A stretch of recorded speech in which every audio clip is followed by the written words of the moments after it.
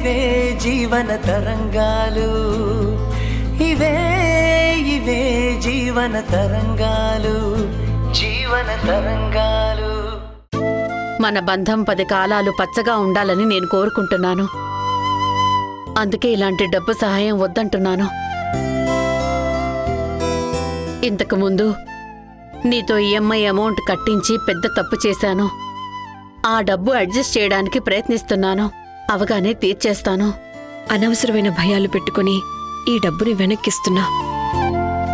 నా మాట విని ఇవేవి ఆలోచించకుండా ఈ డబ్బుని తీసుకువెళ్ళి మహేష్కివ్వు.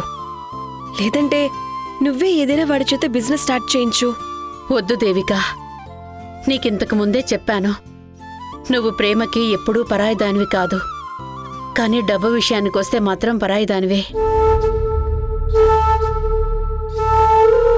బంధాల్లో బాధ్యత పంచుకోవడానికి ప్రయత్నించాలి కానీ డబ్బుల్లోనూ ఆస్తుల్లోనూ అప్పుల్లోనూ భాగం పంచుకోవాలని చూడకూడదు. అది ఎవరికీ మంచిది కాదు. నా ఆవేదన అర్థం చేసుకో. సరేలే, బాధపడకు. నేనిచ్చిన డబ్బుని వెనక్కి తీసుకుంటాను. కానీ నాదొక రిక్వెస్ట్. ఏంటి? ఇందాక నువ్వే అన్నావు కదా నేను ప్రేమకు పరాయిదాన్ని కాదని. ఆ ప్రేమతోనే పిలుస్తున్నాను. మీరందరూ కలిసి మా ఇంటికి భోజనానికి రావాలి. వస్తారు కదా? ఇలాంటి అడుగు తప్పకుండా మనస్ఫూర్తిగా ఒప్పుకుంటాను. అంతేగాని ఇంకొకసారి మన మధ్యన డబ్బుల టాపిక్ తీసుకురావద్దు.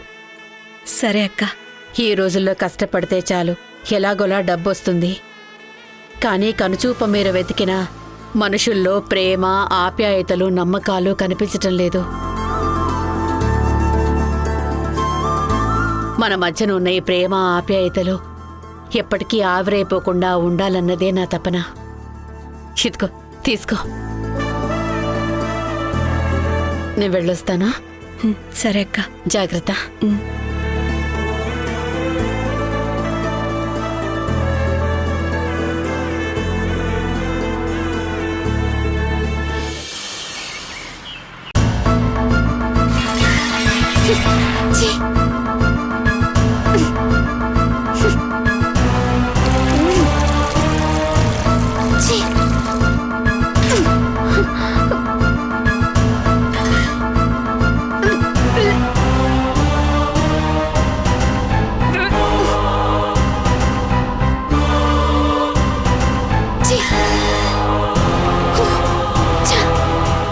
నా తలరాతలోనే అడ్జస్ట్మెంట్ లైఫ్ బతకాలని రాసున్నప్పుడు ఎవరిననుకుని ఏం లాభం? ఛీ, ఏ జన్మలో ఏం పాపం చేసుకున్నానో ఏంటో. ఇప్పుడు ఈ ఇంట్లో ఇలా వచ్చి తల దాచుకుని అంట్లు తోమాల్సొస్తుంది. ఛ!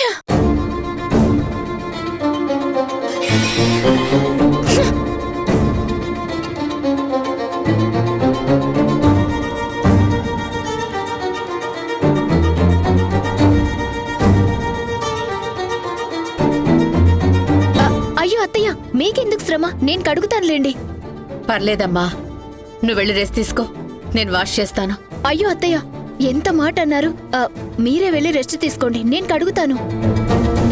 ఈ ఇంట్లో అంట్లు తోమడం, ఇల్లు ఉడవడం, బట్టలు వాష్ చేయడం ఇలాంటివన్నీ నేను చేసేవే కదా. నా పని నేను చేసుకుంటాను. మీరు వెళ్ళండి అత్తయ్య, వెళ్ళండి. అలాంటవేంటి దీపా?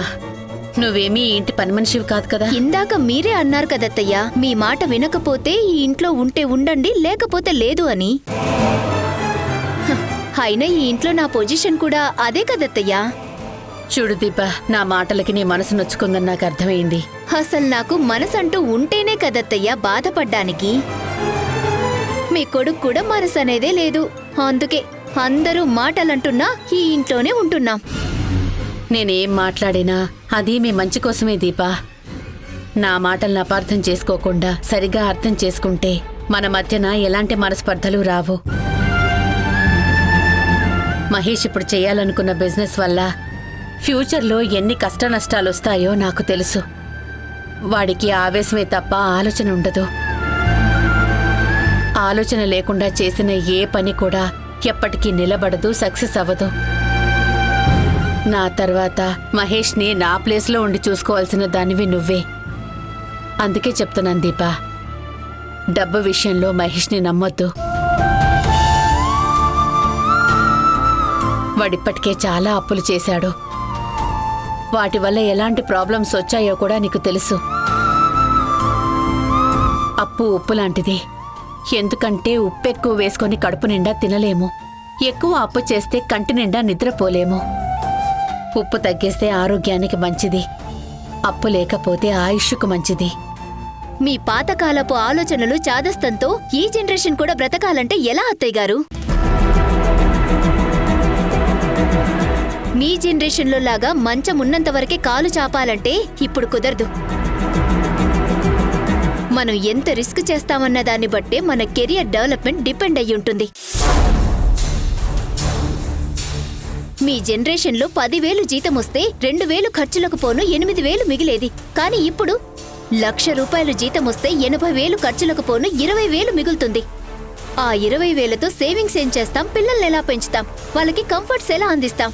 సరే, రిస్క్ చేయడమే కరెక్ట్ అనుకుందాం. మరి మీ జాబ్ పోగానే ఇప్పుడు మీరు ఏ సిచ్యువేషన్లో ఉన్నారు? మీకు సేఫ్టీ ఎక్కడుంది?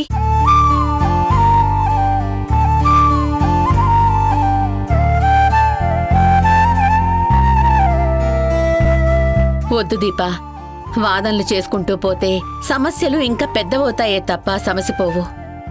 నా ప్లేస్లో మీ అమ్మ ఉంటే ఎలా నీ మేలు కోరేదో నేను కూడా అదే తీరుగా ఆలోచించి నీతో మాట్లాడాననుకో. మీ కష్టం నాకెప్పటికీ ఇష్టం కాదు దీపా. పాజిటివ్గా ఆలోచించమ్మా, అంతా మంచి జరుగుతుంది. దీపా, అన్నట్టు చెప్పడం మర్చిపోయాను. దేవిక వాళ్ళు మనందర్నీ భోజనానికి రమ్మని పిలిచారు. మనందరం తప్పకుండా వెళ్ళాలి. మీ చెల్లెలు మిమ్మల్ని మాత్రమే పిలిచారత్తయ్య, మమ్మల్నేం పిలవలేదు కదా.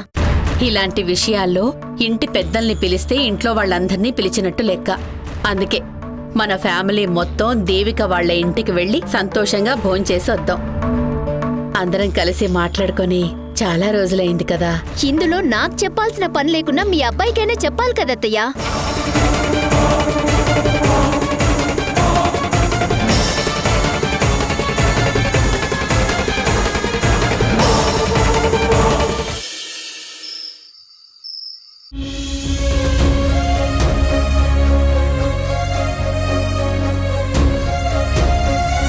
దేవిక, ఈ డబ్బులేంటి?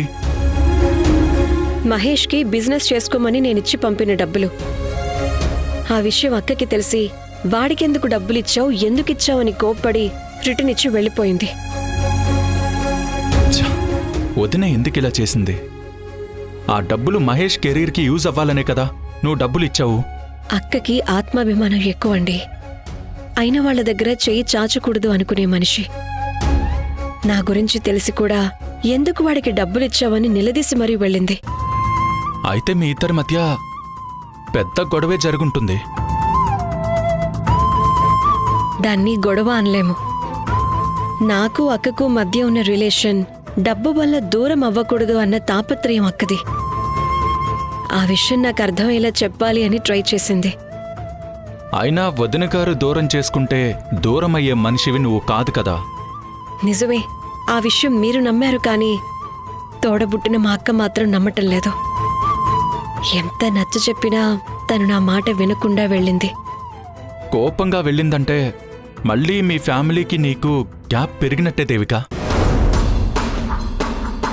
ఆ గ్యాప్ తలుచుకొని మళ్ళీ నువ్వు డిసప్పాయింట్ అవుతావు. ఒక మంచి పని చేయాలని చూసి నీ వాళ్ళని దూరమయ్యేలా చేసుకున్నందుకు నాకు చాలా బాధగా ఉంది. అయ్యో, దాని గురించి మీరేం వర్రీ అవ్వకండి. రేపు అక్క వాళ్ళని మన ఇంటికి భోజనానికి రమ్మని పిలిచాను. అక్క హ్యాపీగా తప్పకుండా అందరం వస్తామని చెప్పింది. Thank God. Devika, good news చెప్పావు. మీ మధ్యనే ఎక్కడ గ్యాప్ వస్తుందో అని నేను తెగ టెన్షన్ పడ్డాను. వదిన వాళ్ళని భోజనానికి పిలిచావన్న మాటతో ఆ టెన్షన్ అంతా ఎగిరిపోయింది. మొన్న మా అక్క వాళ్ళింట్లో చేయాల్సిన భోజనాలు జరగలేదు. అందుకు మా అక్క ఎంతో ఫీల్ అయింది. ఈసారైనా మనమందరం కలిసి ఫ్యామిలీ పార్టీలా జరుపుకుందా. ఒక తీయని జ్ఞాపకంలా మిగిలిపోయేలా సెలబ్రేట్ చేసుకుందా. ఈ ఫ్యామిలీ పార్టీని నాకు ఫేవర్గా చేసుకుని నీకు మీ అక్క వాళ్ళ ఫ్యామిలీకి మధ్యన ఎన్నటికీ దగ్గర కాలిని దూరాన్ని క్రియేట్ చేస్తాను. అయితే ఫుడ్ ఆన్లైన్లో ఆర్డర్ చేద్దామా, లేదంటే ఒక మంచి చెఫ్ని అరేంజ్ చేసి మన ఇంట్లోనే రెడీ చేద్దామా? అవి రెండూ వద్దు. నా వాళ్ళకి నేనే స్వయంగా అన్ని వంటలు చేసి పెడతాను. అలా చేస్తేనే నాకు సాటిస్ఫైయింగ్గా ఉంటుంది. నువ్వు అలా అనుకోవడం బాగానే ఉంది, కానీ అన్ని వంటలు చేసేసరికి నువ్వు టైర్డ్ అయిపోతావు. వద్దు, ఆన్లైన్లో ఆర్డర్ చేద్దాం, ఈజీగా అయిపోతుంది. వద్దొద్దు, నేనేమి అలసిపోను. అలా వంటలు చేస్తుంటే ఫిజికల్ వర్క్ కూడా అవుతుంది. దాంతో మైండ్ కూడా స్ట్రెస్ ఫ్రీ అవుతుంది. అయితే ఓకే, నేను కూడా నీకు వంటల్లో హెల్ప్ చేస్తాను. ఛాన్స్ ఇస్తే నాకు తెలిసిన 2-3 నార్త్ డిషెస్ కూడా వండి పెడతాను. వద్దు వద్దు బాబు, ఆ పని మాత్రం చేయొద్దు. ఇలాగే నేను అక్కడున్నప్పుడు స్పెషల్గా వంట చేస్తానని చెప్పి ఒక వంట పేరు చెప్పి అది పూర్తయ్యేసరికి మరేదో వంట అయింది. రాక రాక మా వాళ్ళు ఇంటికొస్తున్నారు. వాళ్ళ మీద నీ ప్రయోగాలు చేయొద్దు. నా చేత్తోనే నేను వండి పెడతాను. జస్ట్ హెల్ప్ చేయించాలు. ఓకే ఓకే, నేను వండనులే. Okay, happy. అన్నట్టు కళ్యాణ్, నీకు బిజినెస్ పనులు ఉన్నాయని చెప్పావు కదా. రేపు నాకు వంట పనుల్లో హెల్ప్ చేస్తూ ఉంటే ఆ పనులు డిస్టర్బ్ అవుతాయి కదా. ఇక్కడ నేను మేనేజ్ చేస్తాను, మీ వర్క్ మీరు చూసుకోండి. పర్లేదు దేవిక, నీకు వర్క్ బర్డెన్ అవుతుంది, నేను కూడా ఉంటాను. సరే, ఇంతవరకు మీరు ఏ బిజినెస్ చేస్తున్నారో నాతో చెప్పనే లేదు. అంత సీక్రెట్ బిజినెసా? ఇప్పుడేం చెప్పను. అంతా ఓకే అయ్యి లాంచ్ చేశాక సర్ప్రైజ్ ఇస్తాను. బై ద వే, రేపు ఒక ఇంపార్టెంట్ క్లయింట్ని కలవబోతున్నాను. ఆయన ఓకే అంటే నా బిజినెస్కి లైన్ క్లియర్ అయినట్టే. All the best.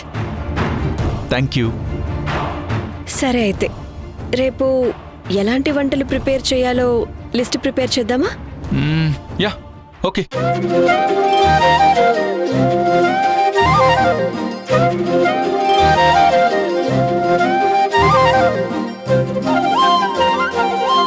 Chicken pulao, paneer curry.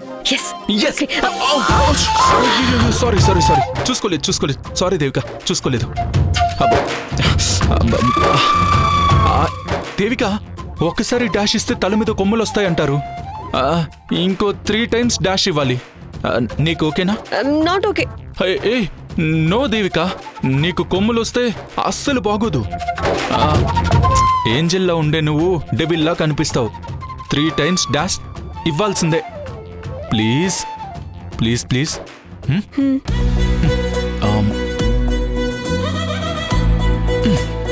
1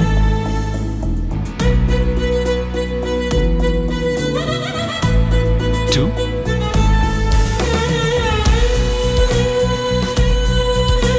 అమ్మా 3.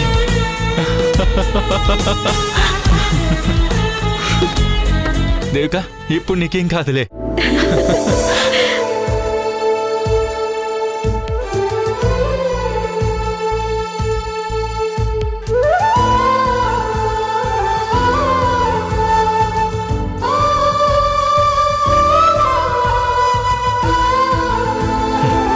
దేవిక, రేపు మార్నింగ్ ఈ ఐటమ్స్ తయారు చేయడానికి కావాల్సిన వస్తువులన్నీ తీసుకొస్తాను. నువ్వు రెస్ట్ తీసుకో. అన్నట్టు టాబ్లెట్స్ వేసుకున్నావా? వేసుకుంటాలేండి, మీరు వెళ్ళి పడుకోండి. ఖచ్చితంగా రెస్ట్ తీసుకోవాలి. దేవిక, నాకు చాలా వర్క్ ఉంది, నేను నిద్రపోలేను. ఫస్ట్ టైం నాకు బిజినెస్ పరంగా పెద్ద డీల్ వచ్చింది. ఆ ప్రాజెక్ట్ ప్లాన్ డిజైన్ చేయాల్సింది. ఇప్పటికే లాస్ట్ 4 days నుంచి కష్టపడుతున్నాను. ఈరోజు నైట్ అవుట్ చేస్తే తప్ప ప్లాన్ కంప్లీట్ అవ్వదు. ఓకే, నా రిస్క్ అయితే నేను పడతానులే. Good luck. రేపు దేవికకి తన ఫ్యామిలీకి మధ్యన ఏ ప్లాన్ వేసి చిచ్చు పెట్టాలి అన్నది వర్కౌట్ చేయాలి. అదే నా project D, project Devika. Okay Devika, good night.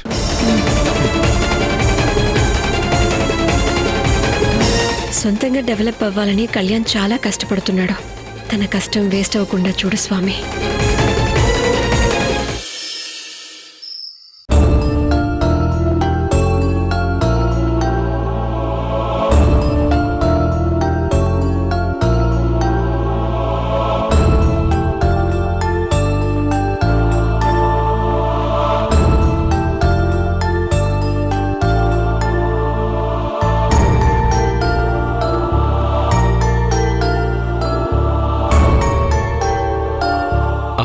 నిద్రపోతున్నారు.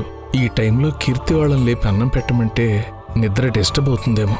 ఇప్పటి వరకు కలిగించిన ఇబ్బంది చాలు. మళ్ళీ వాళ్ళని ఇబ్బంది పెట్టడం దేనికి? మనమే పెట్టుకొని తిందాం.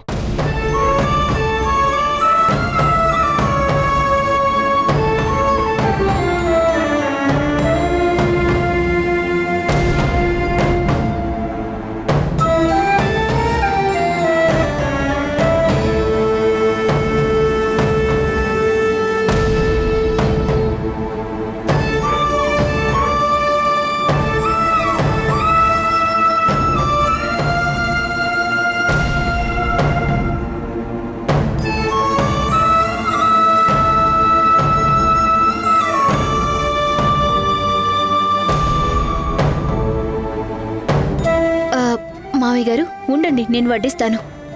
పర్వాలేదులేమ్మా, నేను వడ్డించుకుంటాను. నువ్వు వెళ్ళి పడుకో. పర్లేదు మావయ్య, మీరు భోంచేశాకే నేను వెళ్తాను.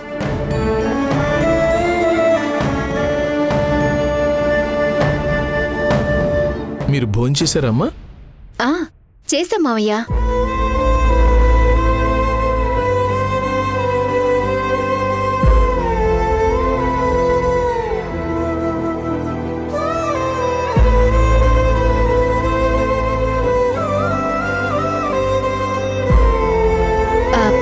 మావయ్య గారు, మొన్న నేనన్న మాటలకి సారీ.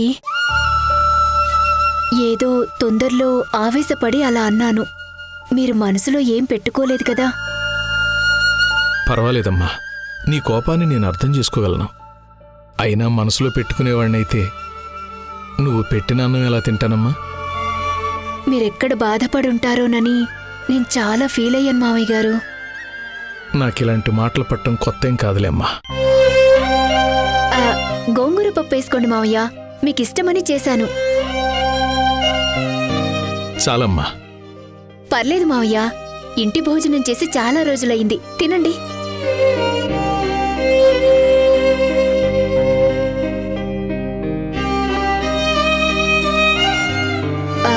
మీరు భోంచేస్తూ ఉండండి మావయ్య, నేను ఇప్పుడే వస్తాను.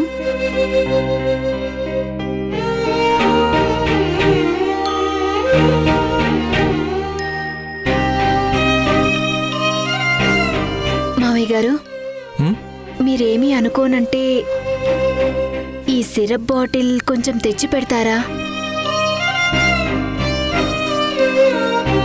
అంటే అది మహేష్ ఇంటికొచ్చేటప్పుడు చెప్పడం మర్చిపోయాను. ఇప్పుడు తేలేదంటే ఎర్లీ మార్నింగ్ వేసుకోవాల్సిన డోస్ మిస్ అవుతుంది మావయ్య. అందుకని. నువ్వు కొసరి కొసరి వడ్డిస్తున్నప్పుడే ఇలాంటి మెలికేదో పెడతావని అనుకున్నానులేమ్మా. సర్లేమ్మా, తెచ్చి పెడతాను. నువ్వు వెళ్ళి పడుకో. చాలా థ్యాంక్స్ మావయ్య.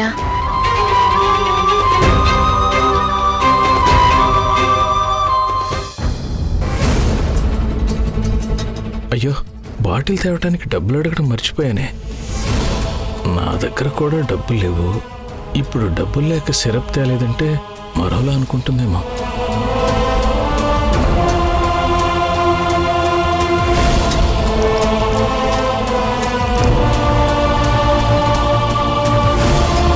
ఇప్పుడు ఎవరిని డబ్బులు అడగాలి?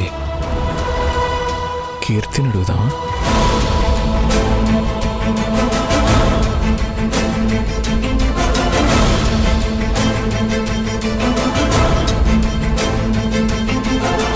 వద్దులే, కూతురునేమని అడుగుతాం?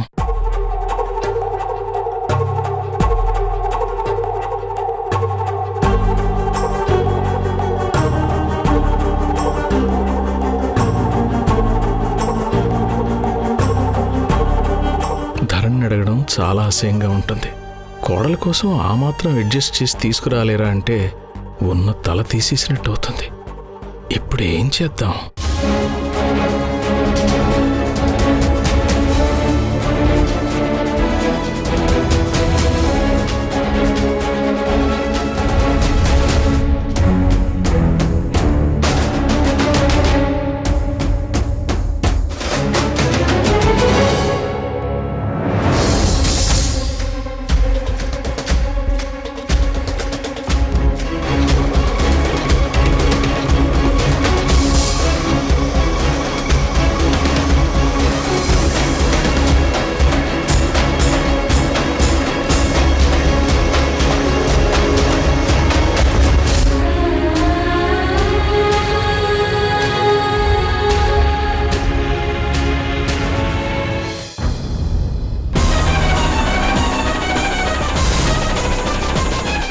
అవసరం మనిషిని ఎంతటికైనా దిగజారుస్తుంది.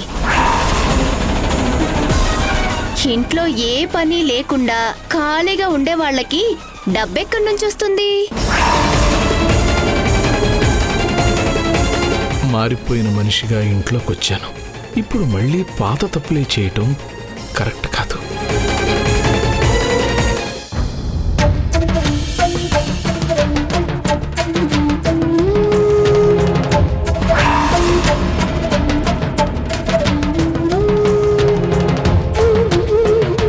ధరణి నన్ను ఇలా చూసి దొంగతనం చేస్తున్నాడని అపార్థం చేసుకుంటుందో ఏమో. మీరిక మారరా? మీరు మారారని మనిషయ్యారని లోపల ఏదో మూల సంతోషం ఉండేది. కానిప్పుడు ఇలా పోపు డబ్బాల్లో డబ్బుల కోసం వెతుకుతూ ఉండడం చూసి ఆ ఆశ కాస్త ఆవిరైపోయింది. మీరు ఈ జన్మలో మారని అర్థమైంది. కుక్కతోక వంకర పోదు అన్నది ఎంత నిజమో మీ బుద్ధి మారి మీరు మంచిగా మారరన్నది కూడా అంతే నిజం. ధరణి, నన్ను అపార్థం చేసుకుంటున్నావు. ఇన్ని సంవత్సరాలు మీరు చెప్పిన అబద్ధాలు నమ్మి నమ్మి విసిగిపోయాను, అలసిపోయాను. ఇన్ని సంవత్సరాలు అబద్ధం చెప్తున్నా మీ మాటల్ని అర్థం చేసుకోవాలన్న ఆలోచన కూడా నాకు రాకుండా చేశారు. అందుకే నేననే ప్రతి మాట అపార్థం చేసుకుని మాట్లాడుతున్నట్టే మీకు అనిపిస్తుంది. అంతేగాని మీరు తప్పు చేస్తున్నట్టు మీకు అర్థం కాదు, అది మీకు అనిపించదు కూడా. ధరణి, దయచేసి నేను చెప్పేది విను. నేను గతంలో ఉన్న రాజశేఖర్ని కాదు. నేను నా తప్పులేవో తెలుసుకొని నా తప్పులన్నింటినీ సరిదిద్దుకోవడానికి వచ్చిన రాజశేఖర్ని. అసలు నేను ఇక్కడికి ఎందుకు వచ్చానో తెలుసా? ధరణి, ధరణి, దయచేసి నేను చెప్పేది కాస్త విను. నమ్మకం అనేది అంగట్లో దొరికే సరుకు కాదు. మీరన్నిసార్లు నమ్ము నమ్ము అని అనకండి, అది మీ దగ్గర దొరకదు. అసలు నేను దేనికోసం వెతుకుతున్నానో చెప్తే నమ్ముతావా? దయచేసి ఇక నుంచి మీ డబ్బుల కోసం ఎవరి పర్సులోంచి డబ్బాలోంచి డబ్బులు తీయకండి.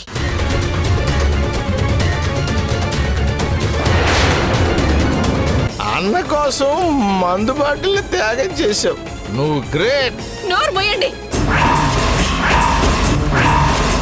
తాగి మీరు చింపి పడేసింది టిష్యూ పేపర్స్ కాదన్నయ్యా, నా భవిష్యత్తు.